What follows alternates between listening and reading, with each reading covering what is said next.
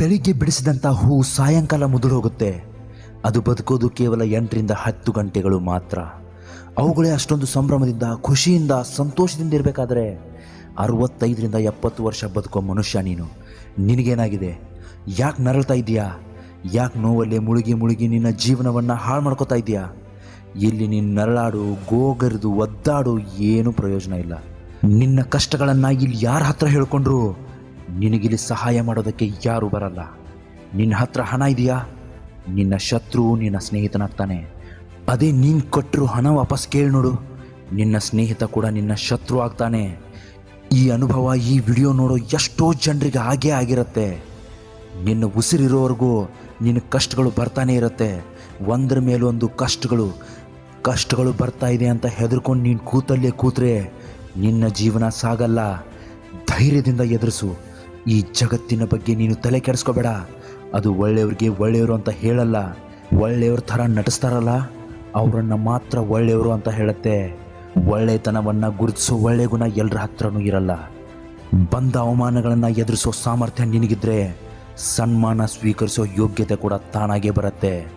ಸ್ವಾಮಿ ವಿವೇಕಾನಂದರ ಈ ಮಾತನ್ನು ನೀನು ಯಾವತ್ತೂ ನೆನಪಲ್ಲಿಟ್ಕೋ. ಯಾರ ಮಾತಿಗೂ ನೀನು ಹೆದರಬೇಡ. ಯಾರ ಆಸೆಯಂತೂ ನೀನು ನಡೆಯಬೇಡ. ಯಾರನ್ನು ನಂಬಿ ನೀನು ಬದುಕಬೇಡ. ನಿನ್ನ ಜೀವನ ನೀನು ಮರಿಬೇಡ. ಈ ಮಾತನ್ನು ನಿನ್ನ ಬದುಕಿನಲ್ಲಿ ಯಾವತ್ತೂ ಫಾಲೋ ಮಾಡು. ನಿನ್ನ ಜೀವನದಲ್ಲಿ ಬದಲಾವಣೆ ಆಗೇ ಆಗುತ್ತೆ. ನೆನಪಿರಲಿ, ಇಂದಿನ ಕಷ್ಟದ ದಿನಗಳೇ ನಿನಗೆ ನಾಳೆಯ ಖುಷಿಗೆ ಕಾರಣ ಆಗುತ್ತೆ. ನಿನ್ನನ್ನು ಸಮಯ ಎಷ್ಟು ಕಾಯಿಸುತ್ತೋ ಅಷ್ಟೇ ಒಳ್ಳೆಯ ಫಲಿತಾಂಶ ನಿನಗೆ ಸಿಕ್ಕೇ ಸಿಗುತ್ತೆ. ಒಪ್ಪಿಗೆ ನೀರಿನಿಂದಲೇ ಜೀವನ, ನೀರಿನಿಂದಲೇ ಮರಣ. ಅದೇ ರೀತಿ ಮನುಷ್ಯನ ಜೀವನ ಕೂಡ ನಮ್ಮವರಿಂದಲೇ ಸನ್ಮಾನ, ನಮ್ಮವರಿಂದಲೇ ಅವಮಾನ. ನೀನು ಸಾಧಿಸುವ ಮುನ್ನ ನಿನ್ನನ್ನು ಹಾಸ್ಯವಾಗಿ ನೋಡ್ತಾರೆ, ಸಾಧಿಸಿದ ಮೇಲೆ ವಿಶೇಷವಾಗಿ ನೋಡ್ತಾರೆ. ನೀನು ಹುಟ್ಟುವಾಗ ಏನೂ ಇರಲ್ಲ, ಆದರೆ ಸಾಯುವಾಗ ನಿನ್ನ ಹೆಸರಿನೊಂದಿಗೆ ಸಾಯ್ತೀಯ.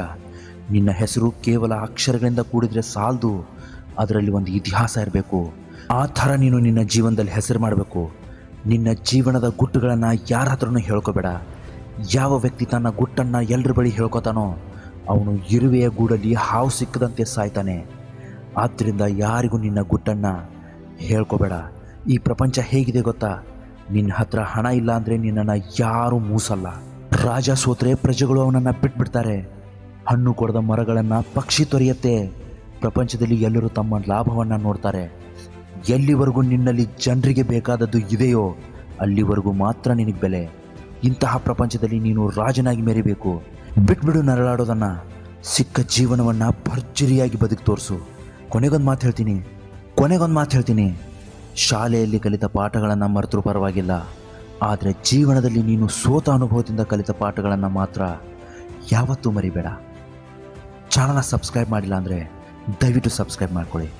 ಇಂತಹ ಮತ್ತೊಂದು ಕಂಟೆಂಟ್ನ ಜೊತೆ ನಾಳೆ ನಿಮಗೆ ಮತ್ತೆ ಸಿಗ್ತೀನಿ. ನಮಸ್ಕಾರ. ಎಲ್ರಿಗೂ ಒಳ್ಳೆಯದಾಗಲಿ.